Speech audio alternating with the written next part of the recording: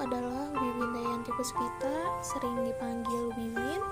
Aku adalah seorang mahasiswa IKIP Siliwangi dengan jurusan bimbingan dan konseling, dan sekarang ada di semester 6. Aku asli dari daerah Bandung Barat, tepatnya daerah Pasir Bogor atau lebih terkenal dengan sebutan nama Cililin.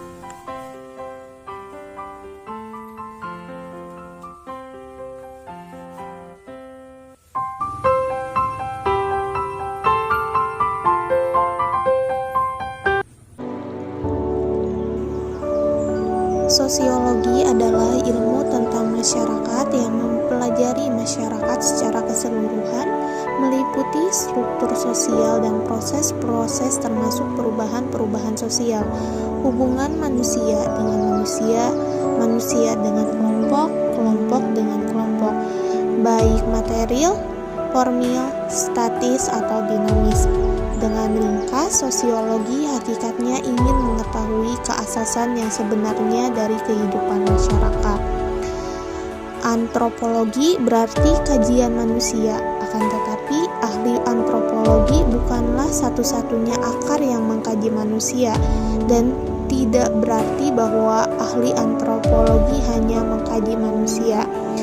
Antropologi adalah ilmu yang mempelajari umat manusia pada umumnya dengan mempelajari aneka warna, bentuk, fisik, masyarakat, serta kebudayaan yang dihasilkan. Antropologi berarti ilmu tentang manusia.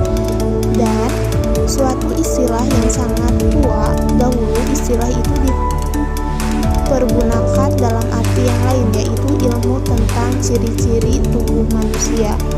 Antropologi mempelajari masyarakat dan kebudayaan primitif maupun kebudayaan suku-suku bangsa di luar Eropa.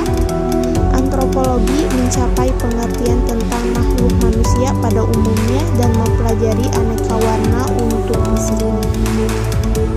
Sosioantropologi pendidikan berasal dari 3 suku kata, yaitu sosiologi, antropologi, dan pendidikan. Sebelum mengenal sosioantropologi pendidikan, mari kita mengerti terlebih dahulu apa itu sosiologi, antropologi, pendidikan. Sosiologi adalah filsafat, antropologi ilmu tentang manusia dari segi keanekaragaman fisik dan kebudayaan yang dihasilkan.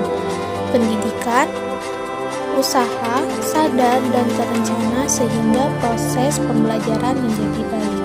Ketiganya adalah pengetahuan mandiri. Mengapa disebut dengan mandiri? Karena ada salah satu ilmu yang berdiri sendiri, manakala satu objek tersebut dapat dilihat. Sosiologi adalah ilmu yang mempelajari tentang masyarakat, tingkah laku masyarakat, kehidupan masyarakat, struktur, perilaku kelompok. Struktur kuncinya adalah proses sosial. Kalau berjalan dengan baik, akan terjadi atau terjalin interaksi sosial, timbal balik, ada aksi dan reaksi. Dalam sosiologi yang ditekankan dalam satu kelompok perilaku dalam kehidupan rumah tangga mencerminkan rumah tanggaan tersebut. Contoh, seorang anak diberi bimbingan oleh orang tua perilaku, keluarga pencinta tanaman hias, perilaku tanaman hias memiliki aturan-aturan terhadap perilaku anggota. Hubungannya dengan pendidikan, sosiologi pendidikan akan memberikan sumbangsih di dalam pendidikan. Di sekolah adalah guru dan murid yang diatur. Dalam konteks pendidikan, sosiologi bagian dari filsafat. Antropologi adalah ilmu tentang manusia, ilmu yang mempelajari manusia dari segi fisik, keanekaragaman, budaya yang dihasilkan. Jalur pendidikan formal, pendidikan non-formal, dan pendidikan informal. Hubungan sosioantropologi dengan pendidikan, maka sudah jelas bahwa pendidikan dan kebudayaan sangat erat sekali hubungannya, karena keduanya berkesinambungan, keduanya saling mendukung satu sama lainnya. Dalam konteks ini dapat dilihat hubungan antara pendidikan dengan tradisi budaya serta kepribadian suatu masyarakat, betapapun sederhananya masyarakat tersebut. hal ini dapat dilihat bahwa tradisi sebagai muatan budaya senantiasa terlestarikan dalam setiap masyarakat dari generasi ke generasi. Hubungan ini tentunya hanya akan mungkin terjadi bila para pendukung nilai tersebut dapat menuliskannya kepada generasi mudanya sebagai generasi penerus. Transfer nilai-nilai budaya dimiliki paling efektif adalah melalui proses pendidikan. Dalam masyarakat modern, proses pendidikan tersebut didasarkan pada program pendidikan secara formal. Oleh sebab itu, dalam penyelenggaraannya dibentuk kelembagaan pendidikan formal. Seperti dikemukakan Hasan Langgulu bahwa pendidikan mencakup dua kepentingan utama, yaitu pengembangan potensi individu dan pewarisan nilai-nilai budaya. Maka sudah jelas sekali bahwa kedua hal tersebut, pendidikan dan kebudayaan, berkaitan erat dengan pandangan hidup suatu masyarakat atau bangsa itu masing-masing. Kedua hal tersebut tidak dapat dipisahkan karena saling membutuhkan antara satu sama lainnya. Hubungan, bimbingan, dan konseling dengan sosiologi dan antropologi. Yang pertama, bersama mempelajari tingkah laku, yaitu ilmu yang mempelajari tentang perilaku hubungan antar seseorang dan antar kelompok dalam perilaku sosial. Yang kedua, perbedaan objek.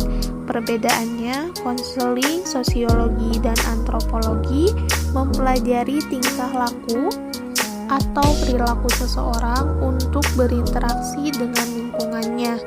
Yang ketiga, berhubungan dengan antropologi.